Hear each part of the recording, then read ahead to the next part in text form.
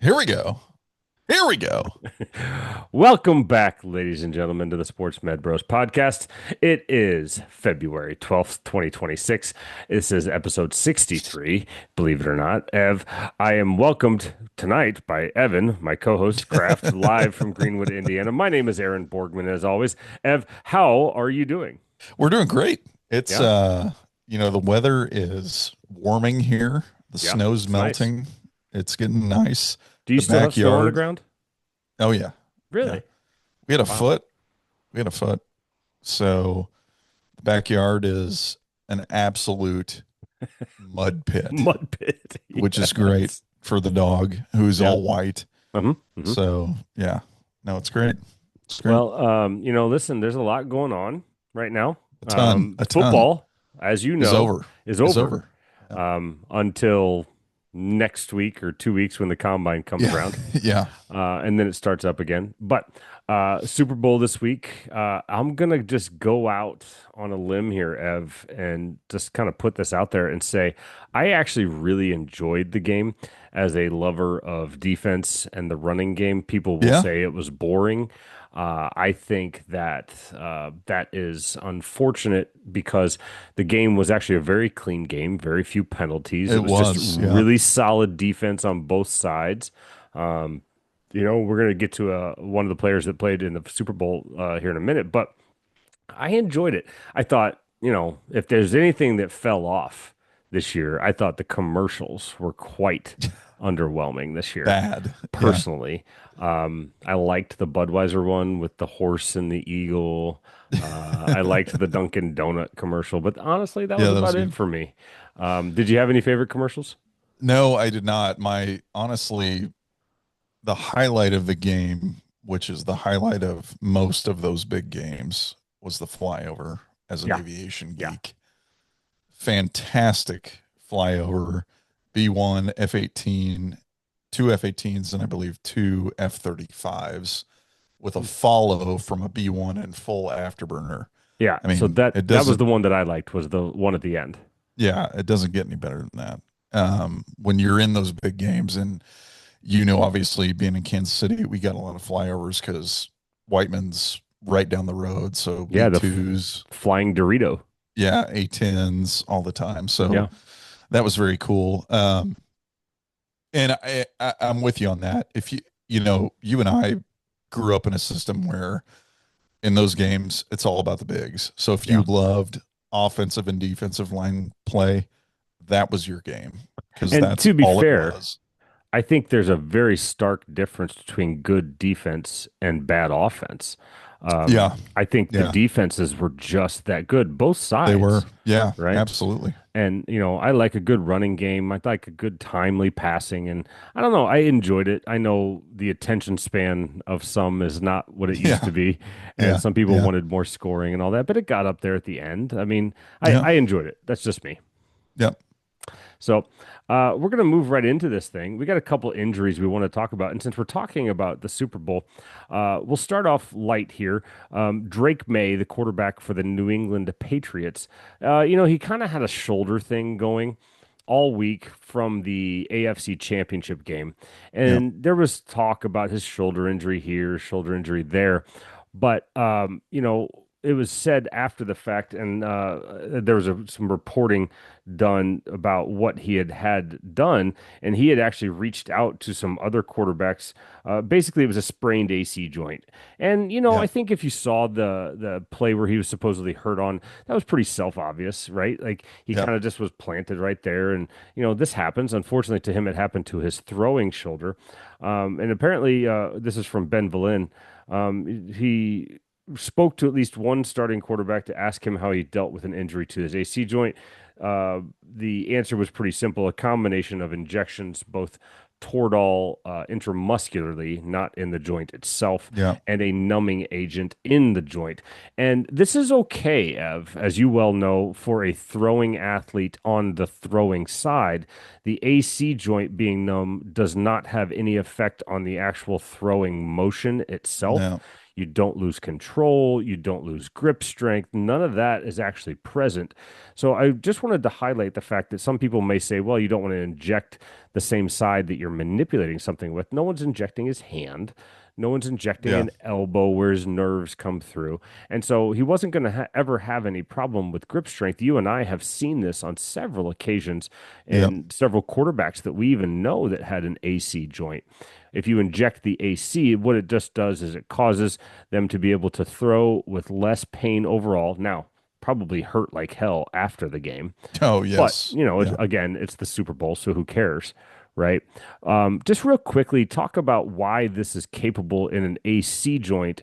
Not necessarily in Drake May itself, but the AC joint is one of the only joints in football that we can actually numb and still not impede performance. Go ahead, Ev, please. Yeah. So it's a local anesthetic, right? So I think you gotta wonder too in this situation. And if it were me, I would have done this with the kid prior to the game. So he has an understanding of like, hey, That's an excellent you point, know, man. I'm numb in this spot, but I can still throw the football. I still have control. It's Like not early in the week in practice is what you're talking exactly, about. Yeah, exactly. Yeah. So I would have done this before the game just to make sure it's a like he great point. understands, hey, this is what it feels like. This is Sure. how I can throw. I'm not losing control.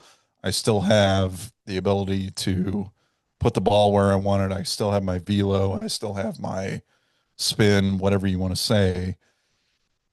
I'm sure the Patriots did that. I hope they Yeah. did that. If not, then kudos to I- Drake for going out there and throwing like he did. yeah, for sure. Um, but that was my biggest point. It's a very local anesthetic. You're not you're not affecting any of the other soft tissues around the area. You're not affecting the rotator cuff. You're not Mhm. affecting the deltoid, anything like that. It's all right on that. We have video right here. So on the tip Yeah. of that Yeah. shoulder, and it's not going to shut anything else down. And So the only other thing that I was going to say as because of a thrower, while you do want to pad the area, you can't pad that as much as you would exactly, another position. exactly, So you have to exactly. be judicious with that padding because extra padding will actually impede Yeah, that throwing motion, right? yeah, And so there's some really cool variations of things out there, either donut padding or cutting a trough through existing padding or yeah, whatever.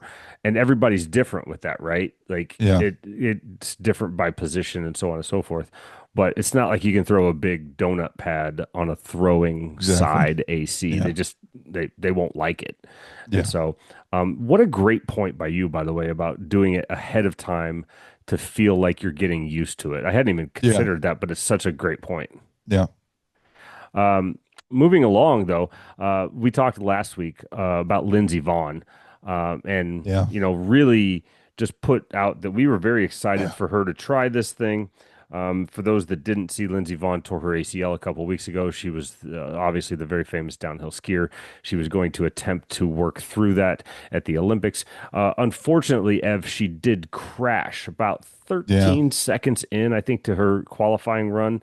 Um, you know, um, I would tell you after watching the video numerous times, her ACL deficient knee had almost nothing to do with that based Yeah. I upon agree. video.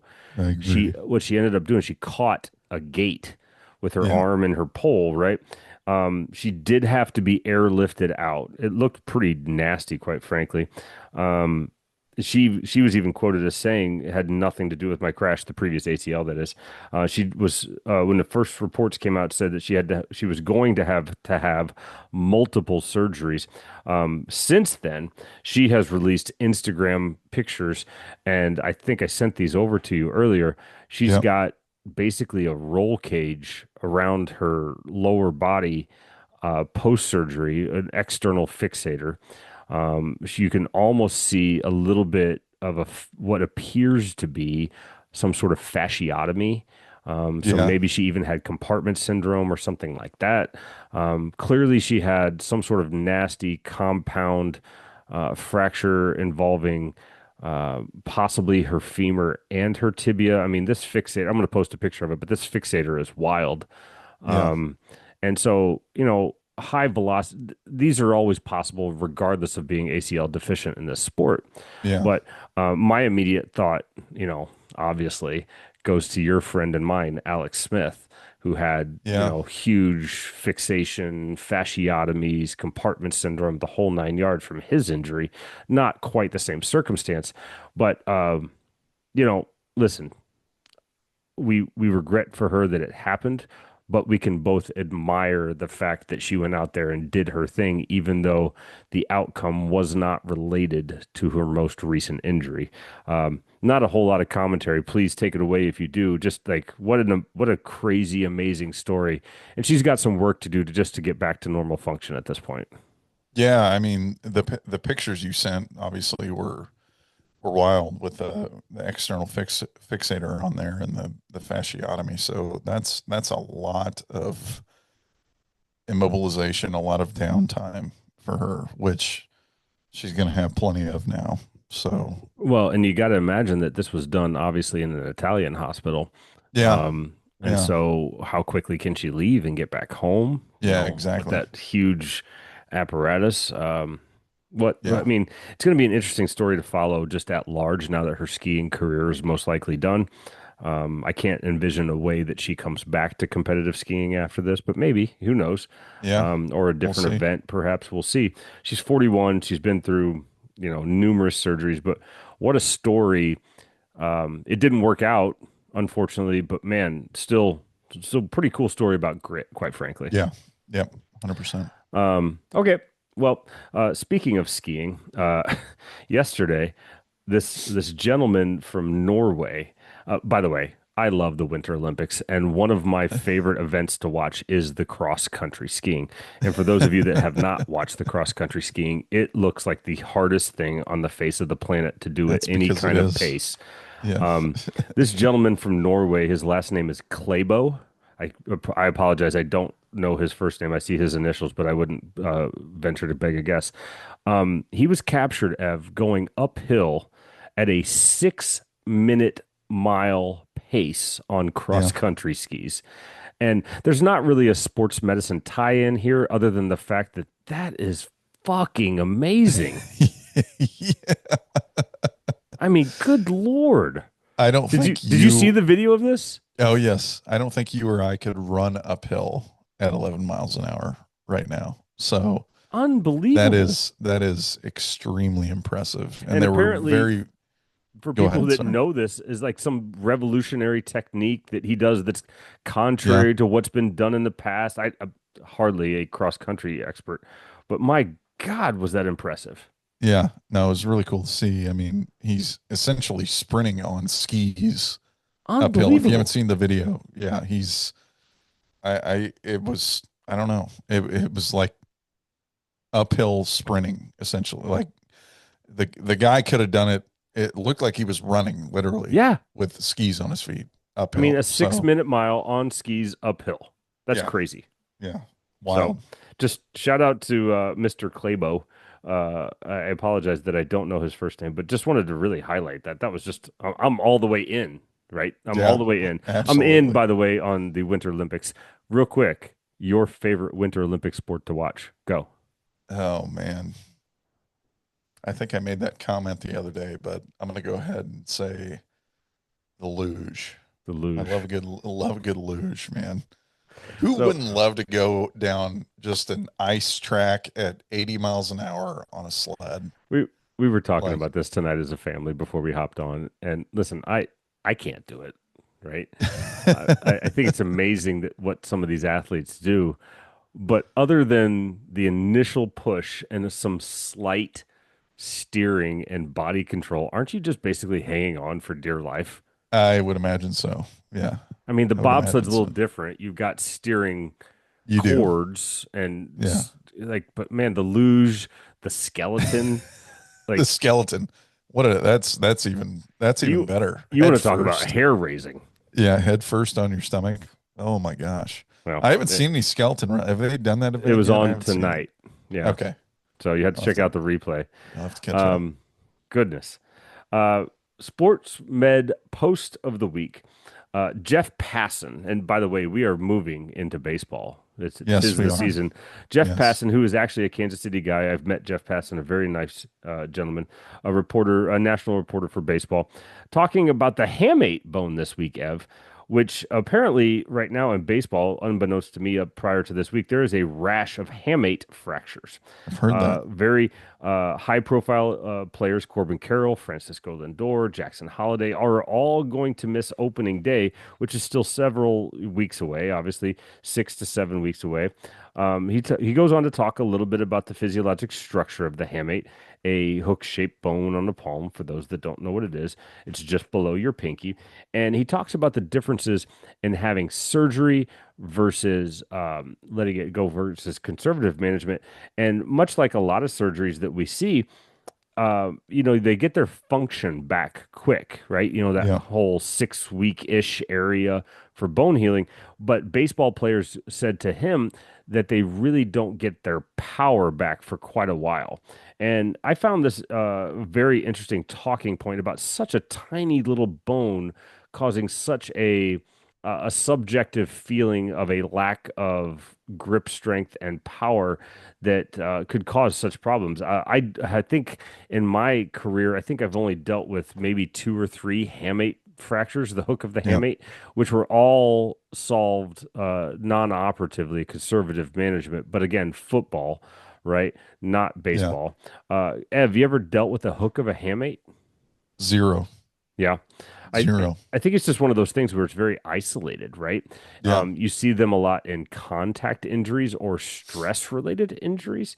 It's just one of those deals where, we never saw it a ton in football. I've seen it in the lay population, either from falls, Yeah. where you kind of fall on that outstretched pad of your hand kind of thing.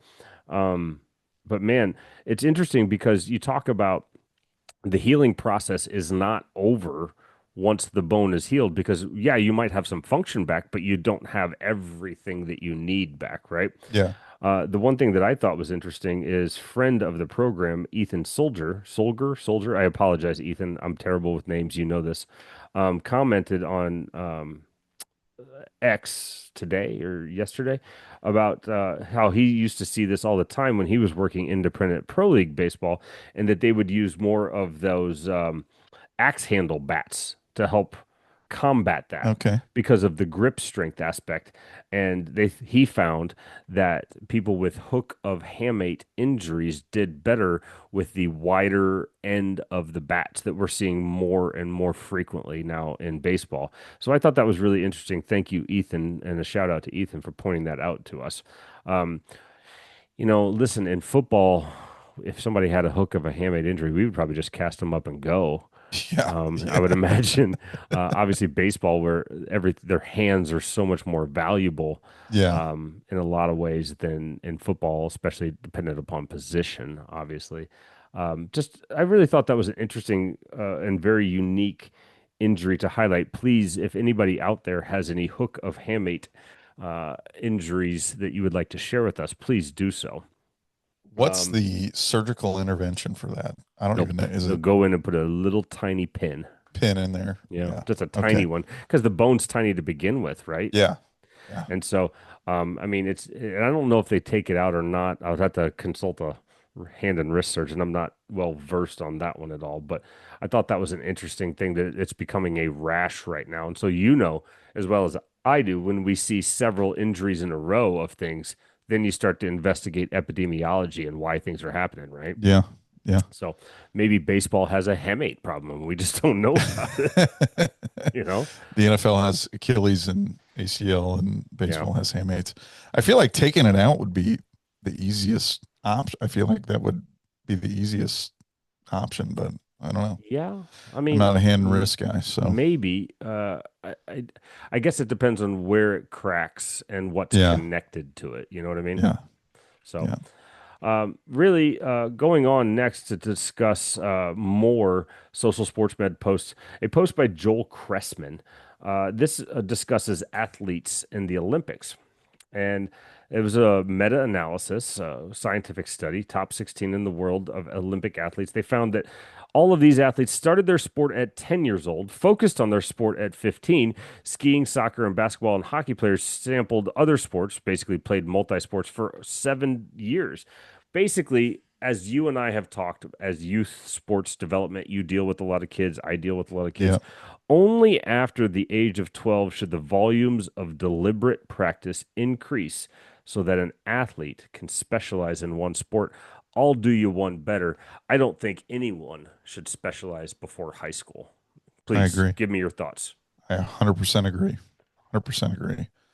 And I work with enough kids that are in 2 to 3 sports at the same time in the same time of year, See, that's tough for me. which is even worse. Right. you know. So That's I death by a thousand cuts. exactly. So I think that there should be no, even in high school, like I don't think it's even necessary in high school. Like No. you can do it for sure. I mean, if you do, if a kid figures out that they want to do that one sport and they're really good at it and they succeed at it, by all means go for it. But there are, high school now in today's day and age has become such a multi-sport thing. But the difference is in high school, you have everything separated Right. into different seasons. So you don't have a kid playing basketball and then going to baseball hitting, or you don't have a kid doing football and doing basketball practice twice, Right. So I agree with you on that. I don't think it should occur until high school, but even in high school, I don't think it necessarily should be Oh, I agree.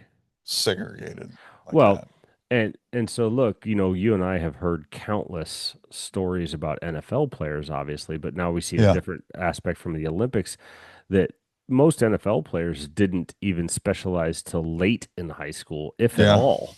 Yeah. Someone's always doing track in the spring or Yeah. wrestling in the winter or basketball or so on and so forth. We're going through that now with my son who's about to enter high school and, talking to him and his friends about sports selection and how it's very important to switch up the sport every season just for a difference in movement, a different movement pattern, a different, a body control situation, just a variety, so you don't Yeah. either get hurt or burnt out or things like that. And so, it's real, but no matter how many studies or anecdotal evidence that we see about it, people are still going to do it Oh thinking yeah. like that's the advantage. And Yeah. it just proves that it's almost not, Yeah. Yeah. right? I think winter sports too are, I mean, you have to really hyper specialize in that to be, yeah, it's very different than your traditional sports in America, I Yeah. guess, if that makes sense. Like, Well, and that's a different subset, I would say. Like, you're not going to be able to go off of ski jumping in a whole lot of right, places, right, right? right, Like, if you're going to right. be a bobsledder or a ski jumper or something like that, that's different. Like, Yeah. but they talked about, I was watching speed skating earlier today, and they were talking about a speed skater who was in their late 20s that didn't even pick it up until their early 20s because they were doing cross country in high school and Yeah. basketball and soccer and Yeah. all these different things, but they hadn't even been exposed to speed skating yet, right? Yeah. And so I think it just goes to show that if you vary your athletic endeavors, you're probably raising your floor more than you are hitting your ceiling. Yeah. And probably giving yourself a better chance not to be injured, different movement patterns. We talk about that all the time, Yeah. how beneficial that is. So, anyway, just wanted to bring that up because once again, we're seeing more and more evidence to the contrary of sports specialization. Ev, we asked for it and we got it. We got some mailbag, mail hole, mail slot submissions Mail slot. this week. Whatever you want to call the user friendly aspect of things. As always, the mail hole, mail slot. What you know? What we should have a contest for people to name Yeah. the mail Name hole, the mail slot, delivery bag. system. Yeah, Yeah. the Sports Med Express, if you will. Yes. Um, This one I thought was timely to talk about first. This, if everybody doesn't know, the mail something or other is completely anonymous. Send us all your questions, comments, concerns, improvements, funny stories. Bring them all. You and I last week were talking about the excessive NFL travel to Australia. Yeah. This listener wanted to comment on that, talking about how rugby travel that you brought up, Yeah. 100% could model for the NFL. A current top league stretches from Ireland and the UK to South Africa and includes Italy. Previously, another league stretched from Argentina to Japan, including South Africa, Australia, and New Zealand. Those leagues would have a similar game per week schedule that you mentioned to the NFL, though not fully analogous, giving overall competition structures. So I wanted to highlight this, that there's more evidence that it possibly could work. Perhaps Yeah. this is what the NFL is potentially looking at. I would still say that because of the volume and size of NFL teams, there is a larger potential to affect the team negatively. I don't know Yeah. how many people show up on a rugby team. It's got to be in the low 20s, doesn't it, Ev? Yeah. Yeah. Something like that. Um, 23 to 25. there you go. Correct me, anybody, if I'm wrong. Well, But there's it's 15 on the definitely 15 on the field, and then sure, you sure. have so many subs. So Well, and that's a great point that it can happen. I would say that the more people that you have, the more likely that you are to subject themselves to either injury or, yeah. jet lag or problems with travel, so on and so forth. So again, not an apples to apples comparison, but it is interesting. And you pointed that out last week. It was very astute of the listener to point that out as well. So we Yeah. do appreciate that. I, man, I still just don't understand why it's happening. That doesn't mean that it's not going to stop. It's definitely not going to stop. I just don't understand why. It's truly a answer to a question that no one's asking. But Yeah. what do I know? Yeah. Yeah. Um, any further commentary on excessive travel, Ev? No, I'm with you on that. I mean, honestly, if you think about the countries that, well, we've been to England together. I've been to Germany. I mean, the fan base that comes out to see the game is great, but it's once a year. Like, are you really making that much of an impact one time a year off of one game in that market versus TV rights, right? So all those games are broadcast all over the world, and people get up at whatever time of the day to watch them. Like, Yeah, are you going to make more of an impact to go to that country and have a game there and sell out a stadium than you would if you just said, "Hey, all right, we'll just broadcast it on whatever networks down there." I don't know. I don't know I, the I answer to it. I'm not a business person, even though I am a business person. I'm just, you I'm are with you on now. that. I think it's a lose situation. It's a win-win for the NFL. It's a lose-lose for anybody involved Sure. with the team aspect from a players, coaches, logistics standpoint. It's not good for anybody on that end.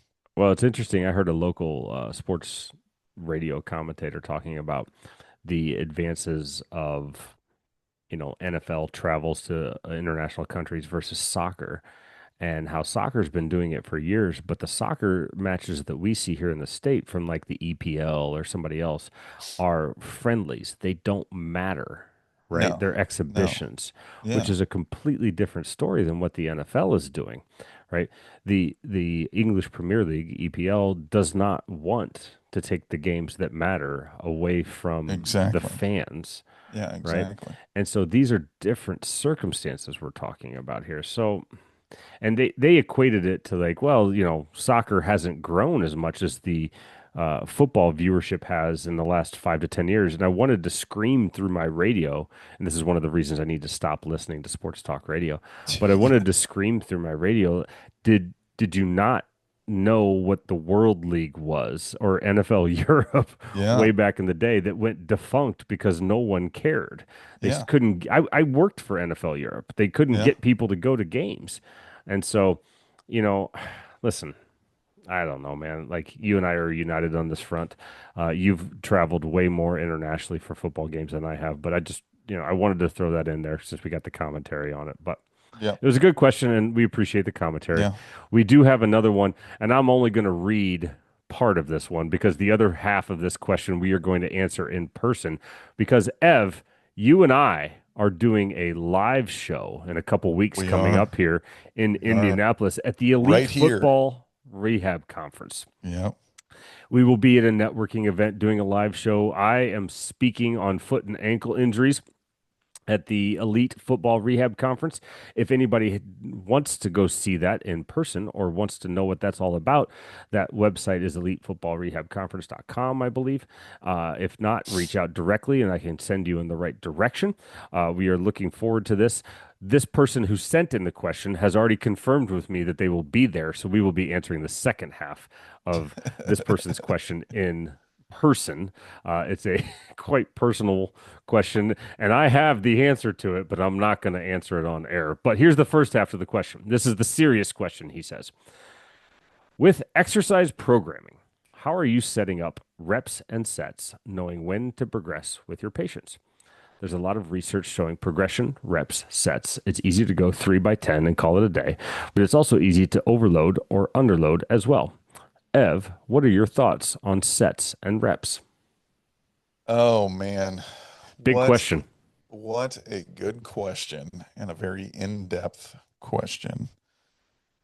I like to do as much as I can in terms of sets and reps to I there's a lot of context here. Sure. So, Depends on what you're working on, right? yeah. Yeah. Is So it it's post-op? Is it strengthening, whatever phase you're in? If I'm in a strength phase, I want to take that person to damn near failure by sure. the end of the session. Like, so whatever, however many sets I can get in, if it's 3 or 4 per exercise, whatever. But like, I want that person by the end of the session to be like, I'm my legs, my arms are done, honestly. Hmm. I think that's the only way that you are going to get, especially post-op, that you are going to get true gains with strength. If it's more functional stuff, if we're talking plyometrics, like you can count foot contacts, all that kind of stuff, but like you do have to balance that line between like, hey, is this discomfort? Is this true pain? Is this something that's hindering them? Like, and that's all something you can do with the naked eye and their subjective feedback. So that's a really hard question to answer, but It it's a is. great question.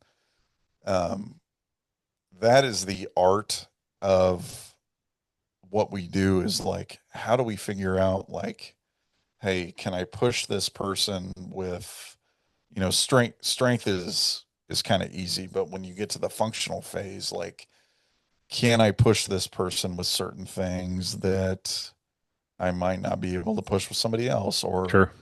can I do more? Can I add more running volume? Can I add more plyometric volume? Can I add more functional drill volume? And the way I see it, like, I don't work with pro athletes, so I've not nearly as much as I did when I was with Kansas City. So you work with more than I do.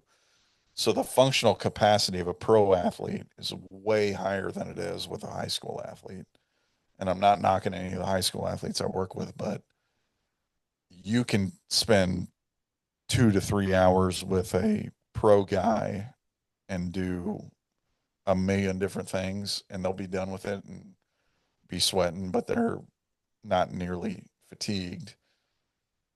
College, kind of the same way. High school, with the exception of a few kids, not going to be able to do that much. So it's, I don't know, man. I'm kind of rambling right now, but No, it's okay. It's good. I feel like I have figured out what the sweet spot is, and I Sure. don't know what the exact answer is because it varies so much by person It and does. by And athlete that you're working with. So I think it varies by what you're trying to target, right? What yeah, change are you yeah, looking to elicit? And, you know, we can, this is a whole separate podcast, but real quickly, I'll give you an example of what I do. Um, I work with a lot of people that I only see once, maybe twice a week, maybe Yeah. once every couple weeks, right? So I give them a lot of work to do on their own. And I tell people all the time, if you want to strip everything down, let's go simplest rep set structure possible. I like to start at 3 by 5. Yeah. And that fifth rep has to be a struggle, Yeah. right? When you get good at that, then you go to 3 by 8, right? Yeah. And then you increase the weight in order to do that, right? When the 3 by 8 gets easy, you drop down to 3 by 5 and you increase the weight, Yeah. right? And so you just kind of go back and forth. Now, Yeah. that is the simplest structure that I give to anyone. And that's not for everyone. Sometimes, depending upon what I'm trying to do on the day, I'll do a 5 by 8 situation. Sometimes I will do something even heavier and go 10 by 5, Yeah. with lots of rest in between to try to elicit, you know, really, really good, strong reaction. So, yeah, is it easy to do 3 by 10? No doubt. I have gotten to the point now where I tell people all the time that I live by two principles: the REP, or excuse me, the RIR principle, reps in Reps in reserve. reserve, Yeah. right? Where you want to exercise to a level where you only have one, maybe 1.5, two Yeah. reps left on the set. That's how you know you're kind of at the right load level, Yeah. right? Regardless of set. So that's one. Two is the RPE, which is a bit more subjective, which is the rate of perceived exertion. I tell people that if you're working out and you're not at an 8, 8.5, we're probably not going to achieve out of 10. We're Yeah. probably not going to achieve deformative change in what we're looking for. Yeah. So I give people the option of whichever system resonates with them better. Um, and so I think that's individual, like you say. I think that depends on what you are looking to get out of things. I think it's like today, I had a person who has adequate strength. You can strength test him out the wazoo. He can do whatever you want, but he does not have the endurance strength or the capacity to do the activity that he's trying to do. He could do it once or twice, but then he falls off a cliff, Yeah. right? So we have to work on capacity. We have to work on volume with that person. Yeah. And so, then all that goes out the window. It changes. And so, um, man, that's a whole nother podcast right there. Yeah. In Yeah. terms of like where you're at, what stimulus you're looking to elicit, things of that nature. But I basically put it in the hands of the person or the athlete that I'm working with, and I say, hey, look, I'm right there with you. By the way, like we have to make sure that you are getting enough resistance, no matter what the rep is, that you don't have a ton left. Because Yeah. if you've got all this extra energy left, then we haven't structured this system correctly Yeah. unless, we're working on something extremely specific. Yeah. So, that's just kind of how I go about things. I think most people fall in the similar lines between what you and I are talking about. Yeah. But um, unless it's something super hyper specific, I think that's kind of what I like to do is keep it more basic. That's not a great answer because it's an uncertain answer, but that's what I've got for that question. So, any further thoughts there? No, I think you nailed it too. And I wish I would have brought that up when I was talking about it. But I go back to like how I train or how I lift Mhm. weights, and it's very similar to what you said, like reps in reserve, RPE, sets, you know, that's a talk for a different time. But you know, when it's interesting because I tell the kids I work with that have ACL tears, I'm like, you got to plan to be here for like an hour and a half, 2 hours, maybe three, like, because we're going to hit a ton of stuff. By the time you're done, I don't want you, like, you're going to be struggling to walk out of here because your legs are going to be gone. And that's the goal. Like, so whatever we can do to achieve that goal, whether it's thinking about reps in reserve or thinking about increasing volume, like that's what we're going to do. And that's kind of how we progress it. So Yeah. I hope that made a little more sense No, than what I said well, I think it earlier. just goes back to the principles we all learned in exercise physiology. Like if you're Yeah. not, Yeah. achieving a certain state of usage, then you're probably not creating any deformative change, right? Exactly. And Yeah. so, however you choose to get there, um, and everybody's got their preferences. I think there's a lot of data out there that says that it doesn't matter sets and rep scheme for general strengthening. Yeah. Um, but the 3 by 10 is what we just kind of all kind of grew up with because Yeah. that's what it was. I Yeah. think slowly the profession of both of ours, that we see, athletic training and physical therapy, is both getting away from that, hopefully. Yeah. It's just kind of a lazy prescription because half the time people aren't paying attention to the amount of resistance they're using or the effort that they're putting into it. So I Yeah. think if you don't address both of those issues, then it doesn't matter what your set and rep scheme is to begin with. So, Yeah. Yeah. um, that's all we really got for tonight. It's a quick one. Like I said, we've got some announcements coming about guests. We're still working on some of those. We've got the live show at the end of the month live from Oh yeah. Indianapolis. We have the announcement coming up soon of another live show this summer with some partners that we're going to be bringing on. But listen, thank you so much. Well, first of all, Ev, what do you got going on this week? Free time. We forgot about free time. I'm off tomorrow. It's Valentine's Day on Saturday, It so is. we're gonna, you know, love the wife up, get her whatever she This wants. is a family show. Okay. Yeah, it's a family show. So no, we're gonna enjoy that and not much else, man. Yeah. Honestly. Um, we have a lot of familial birthdays on my wife's side of the family in the spring.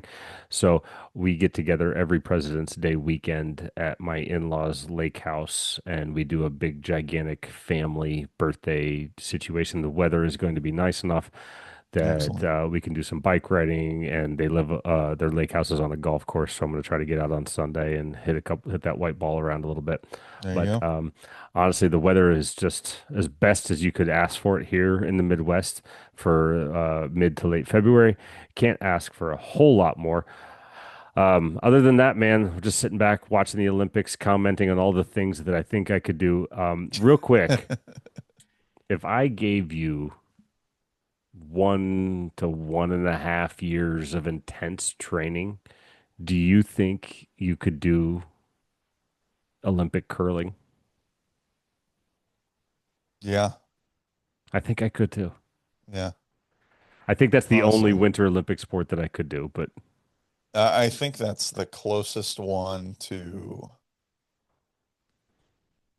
what the lay public could do, there like was a with, story this week that I should have included in the pre-show notes about a gentleman who is in his 50s. He is a personal injury attorney who became an alternate for the U.S. yeah, curling team. I I don't saw know if you that. saw that or not, Yeah. but it was kind of a funny story. He sent his away message to at the Olympics trying to win a medal the past couple weeks. So he's not active, he's an alternate, but listen, I feel like if you give me a year, and have you ever been curling before? No, I I have have. not. It is You have? Okay. phenomenally fun. Yeah. Requires a lot of touch, obviously. Yeah. I think I could be okay at it, but Yeah. Yeah. You got to that's figure out the what the hell? It's not sweet. Is it sweeping? They call it yeah, sweeping? the I thought there was sweeping. another name for it, but yeah, sweeping But the pattern. in turns and the out turns, the draws and the Yeah. fades and all that. Like I think Yeah. I could be okay at it. Yeah. So.